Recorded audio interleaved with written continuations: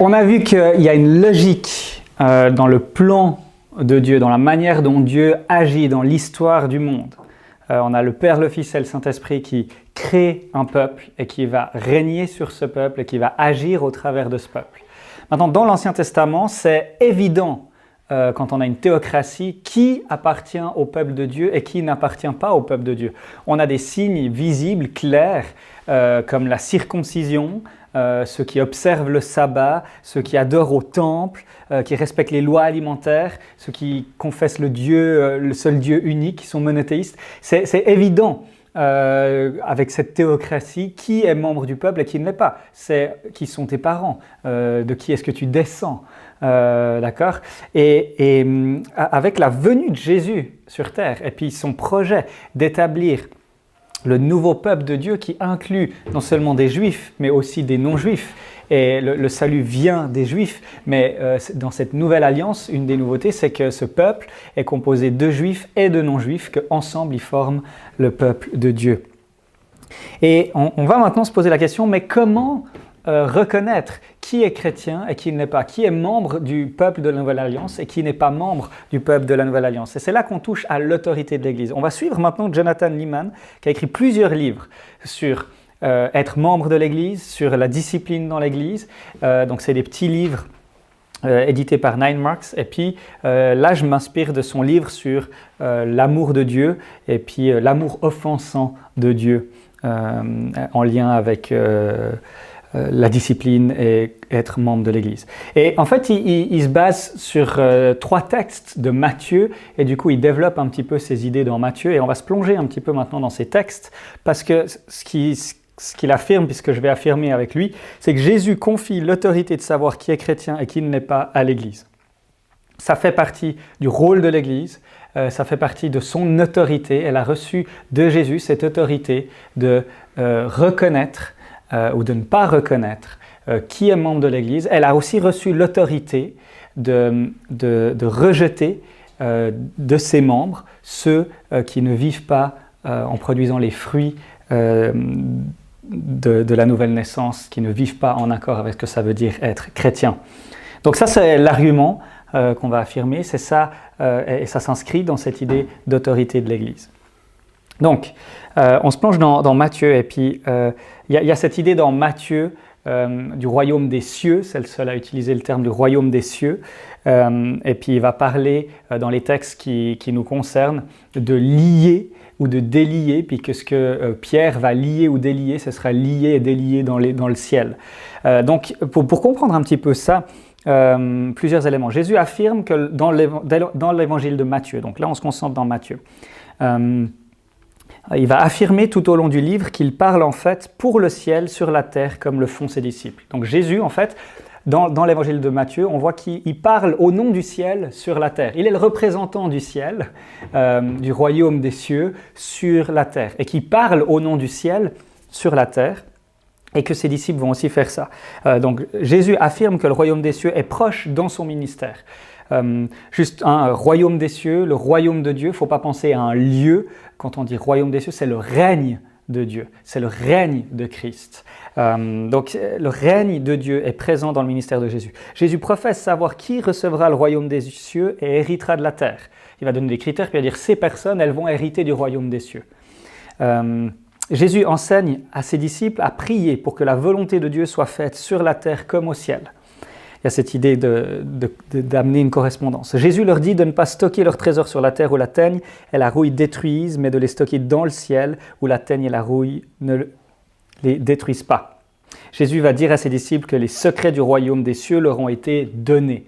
Donc ça, c'est vraiment l'idée un petit peu pour se familiariser de manière incomplète, mais avec cette idée. Et donc l'Évangile enseigne qui recevra le royaume de Dieu et qui ne le recevra pas. Donc les pauvres en esprit vont recevoir le royaume de Dieu. Les petits-enfants vont recevoir le royaume de Dieu. Ceux qui sont humbles comme des petits-enfants, ceux qui font la volonté du Père qui est aux cieux vont recevoir le royaume de Dieu. Ceux qui portent du fruit en accord avec la repentance. Et puis ceux que Dieu choisit. Donc il y a dans l'Évangile de Matthieu déjà un petit peu cette idée. de qui va recevoir. Et puis Matthieu, il va répondre à la question, savoir qui a l'autorité de définir, en caractérisant la vie de ses disciples. En fait, pardon, ça c'est un petit peu la même chose qu'avant. Hein. Les disciples, comment on sait qui appartient au royaume des cieux, c'est en fonction de leurs caractéristiques. Le sermon sur la montagne, c'est pas voilà les choses qu'il faut faire pour être un disciple, c'est maintenant que vous êtes des disciples, maintenant que vous êtes dans le royaume de Dieu, voilà comment les gens qui vivent dans le royaume de Dieu y vivent.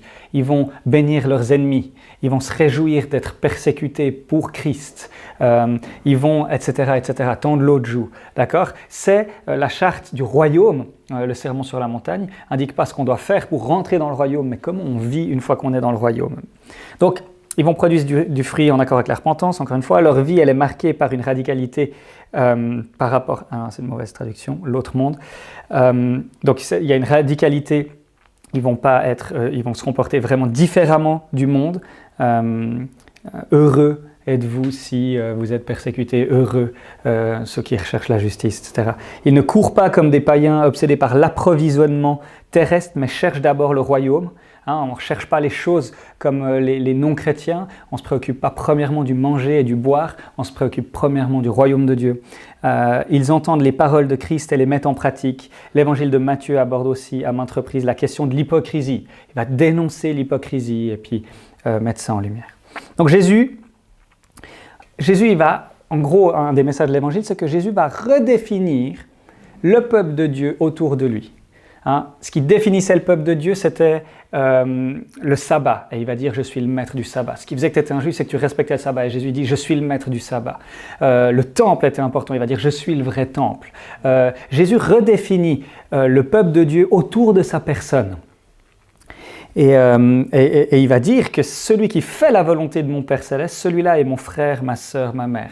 Il va vraiment parler avec autorité puis redéfinir qui sont les gens qui font la volonté de son Père et qui sont ceux qui ne le font pas, qui ne sont pas. Donc, dans l'évangile de Matthieu, c'est premièrement Jésus qui représente et parle pour le ciel sur la terre, avec cette idée-là.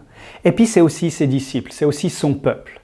Et on va voir maintenant que Jésus va, à un moment donné, donner cette autorité, en tout cas de reconnaître qui est chrétien et puis d'expulser quelqu'un qui se dit chrétien mais qui ne vit pas en accord avec la vie chrétienne de l'Église, hors de l'Église. Il va donner cette autorité à ses disciples, à son Église. Alors c'est maintenant ça qu'on va voir ensemble. Donc, dans l'évangile de Matthieu, Jésus donne l'autorité à l'Église de reconnaître ceux qui sont chrétiens et ceux qui ne le sont pas. Dans Matthieu 16, 18 et 28, Jésus a donné aux apôtres et à l'Église apostolique le pouvoir des clés. Cela autorisait l'Église à garder l'Évangile, à affirmer des professions crédibles, à unir ses croyants à elle-même, à surveiller leur discipulat et à exclure les hypocrites. On va lire maintenant les 3 textes que Jonathan Leeman analyse pour fonder ça, et puis après on va commenter. Donc Matthieu 16, versets 13 à 19. Jésus arriva dans le territoire de Césarée de Philippe. Il demanda à ses disciples « Qui suis-je d'après les hommes, moi le Fils de l'homme ?» Ils répondirent « Les uns disent que tu es Jean-Baptiste, les autres Élie, les autres Jérémie ou l'un des prophètes. Et d'après vous, qui suis-je » leur dit-il.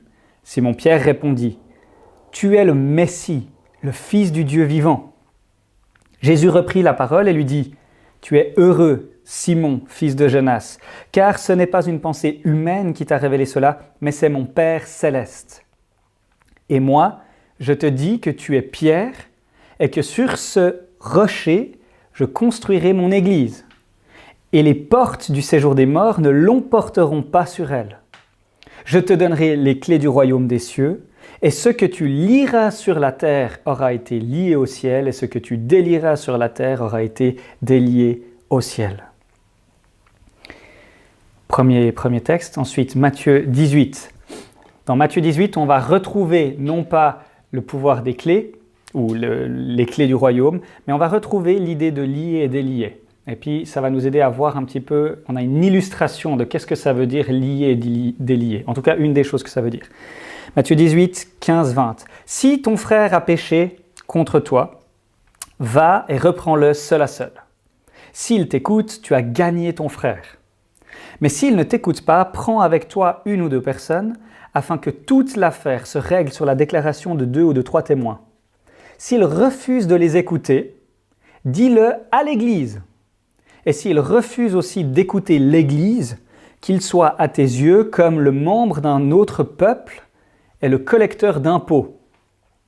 Je vous le dis en vérité, tout ce que vous lierez sur la terre aura été lié au ciel, et tout ce que vous délierez sur la terre aura été délié au ciel. Je vous dis encore que si 2 d'entre vous s'accordent sur la terre pour demander quoi que ce soit, cela leur sera accordé par mon Père céleste. En effet, là où 2 ou 3 sont rassemblés en mon nom, je suis au milieu d'eux. Donc, on voit que l'idée de lier et délier s'exerce dans le cas d'une discipline ecclésiale, qu'on va considérer, quand quelqu'un ne se repent pas et persévère dans son péché, après plusieurs avertissements, et que c'est des péchés qui contredisent sa profession de foi, ce que Jésus commande à son Église de faire, c'est de le considérer comme un membre d'un autre peuple ou un collecteur d'impôts.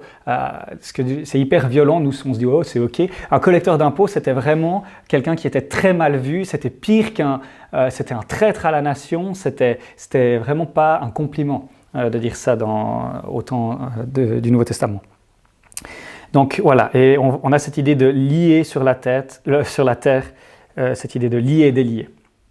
Maintenant, Matthieu 28. Dans Matthieu 28, on n'a ni les clés, ni l'idée de lier et délier, mais on a l'autorité de Jésus. Bon, c'est pas énorme, mais je pense qu'on a aussi c'est aussi une bonne illustration d'un autre aspect de ces clés du royaume, et puis cette idée de lier et délier.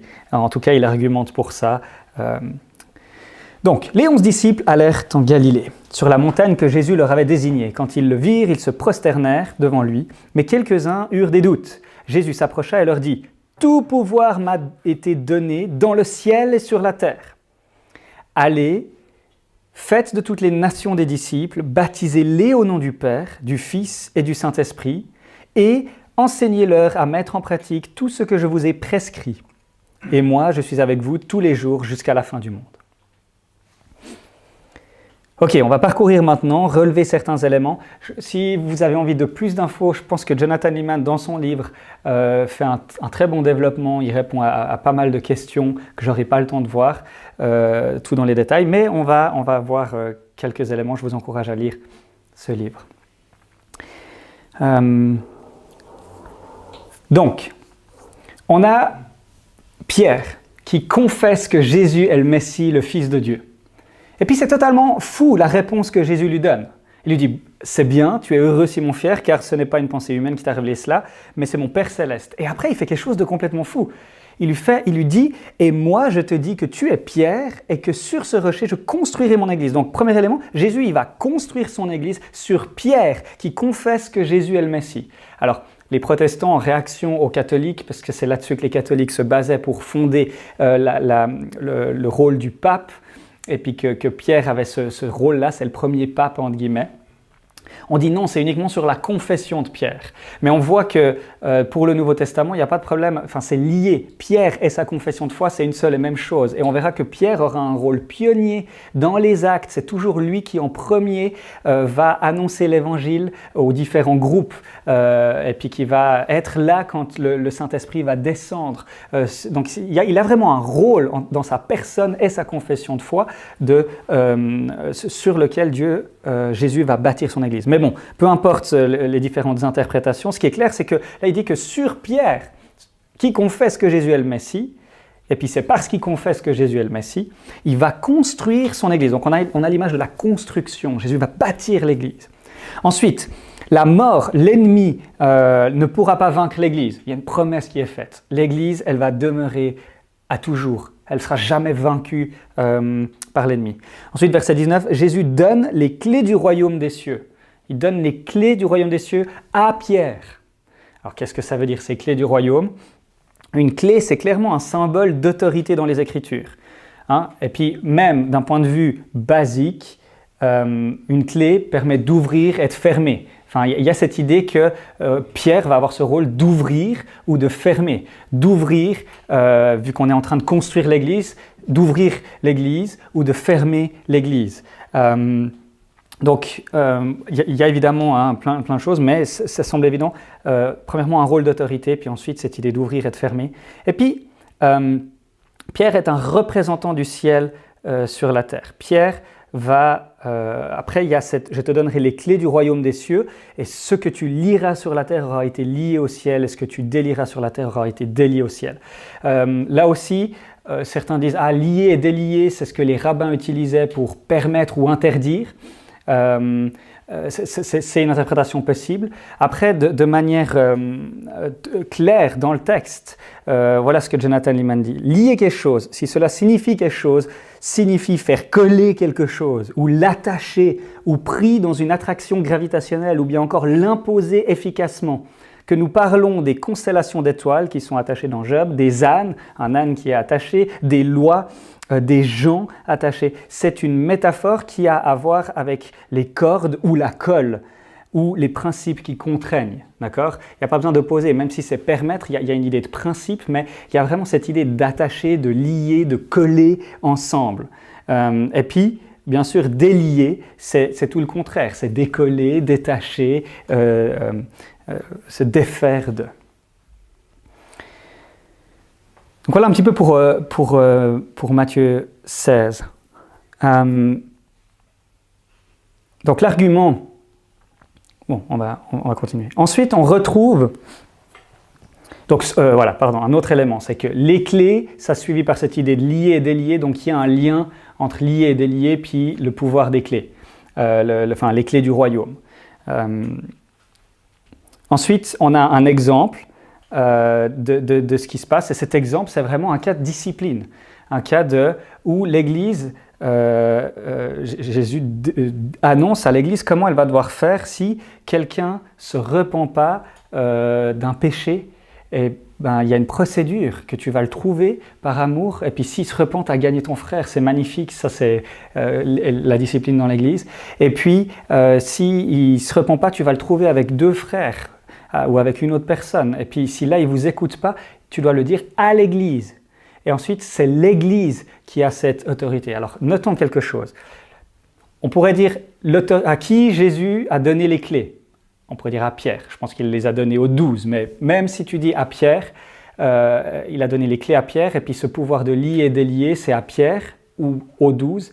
Mais là, dans Matthieu 16, cette capacité de lier et délier, et puis si on pense que c'est le lien avec les clés sont données à qui ? À l'Église.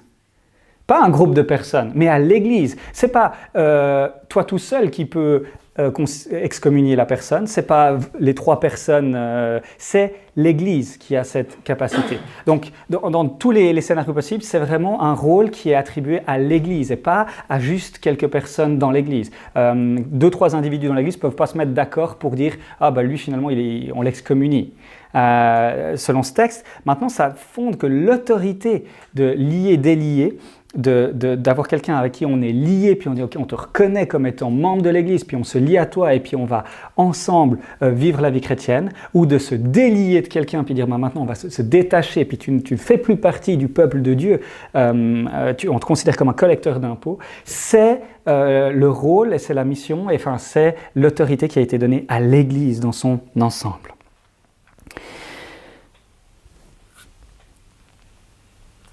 Matthieu 28. Jésus s'approcha et leur dit « Tout pouvoir m'a été donné dans le ciel et sur la terre. Allez donc, faites de toutes les nations des disciples, baptisez-les au nom du Père, du Fils et du Saint-Esprit, et enseignez-leur à mettre en pratique tout ce que je vous ai prescrit. Et moi, je suis avec vous tous les jours jusqu'à la fin du monde. » La mission de l'Église, c'est de faire des disciples. Faire des disciples implique de les baptiser, et puis les baptiser implique de leur enseigner à mettre en pratique tout ce que je vous ai prescrit. Maintenant, qu'est-ce que c'est que baptiser ? Je pense qu'on a dans le baptiser quelqu'un, c'est l'Église, quand elle baptise, elle dit, on reconnaît que cette personne, elle est chrétienne. On reconnaît que sa profession de foi, le fait qu'elle croit que Jésus est Seigneur et Sauveur, c'est quelque chose d'authentique, et puis on le baptise. C'est que maintenant, l'Église reconnaît cette personne comme étant un membre de l'Église comme faisant partie du peuple élu de Dieu. Il y a vraiment cette idée de le baptême, on ne peut pas s'auto-baptiser, on ne peut pas s'auto-proclamer chrétien. On devient chrétien en professant notre foi et quand l'Église nous baptise et nous reconnaît comme chrétiens. Et ça, être baptisé, implique qu'après je vais apprendre à obéir à tous les commandements de Jésus. Je vais être enseigné par cette Église à mettre en pratique tout ce que Jésus a prescrit dans le Nouveau Testament. Il y a vraiment cette idée, et là je crois que Jonathan Leeman est très bien, je trouve, de comment il fait ça. On a une description assez claire de cette autorité de l'Église. On pourrait la lier à cette autorité de règne, finalement, qu'on est en Christ, Christ qui est ce roi et puis qui règne pour la vie. Le règne de Christ, c'est un règne aimant, et puis il le fait pour cultiver et garder la vie dans son Église. Et comment il fait ça ? En donnant l'autorité à l'Église de reconnaître uniquement ceux qui sont chrétiens, en les baptisant, et puis en donnant à l'Église l'autorité pour exclure ceux qui ne sont pas chrétiens, qui créent des divisions ou qui vont donner un mauvais témoignage à l'Église. On va voir après encore d'autres fondements de ça. Mais vraiment, je crois qu'on a bibliquement le fondement de cette autorité de reconnaître qui est chrétien, clairement dans ces textes. Peu importe comment on interprète les détails de ces textes, je veux dire le côté... l'élément clair ou les éléments clairs qu'on peut retirer de ces textes, c'est que cette idée de lier et délier, en tout cas, implique de pouvoir excommunier quelqu'un. Et puis ça a du sens que si tu peux mettre quelqu'un dehors, tu l'as premièrement reconnu comme étant un membre. Tu ne peux pas excommunier quelqu'un que tu n'as pas d'abord premièrement. Si tu as l'autorité d'excommunier quelqu'un, c'est que tu avais aussi l'autorité de l'accueillir comme membre. Et puis c'est pour ça que aussi cette idée de Matthieu 28, elle a du sens. C'est cette autorité de baptiser et de reconnaître les gens comme étant chrétiens.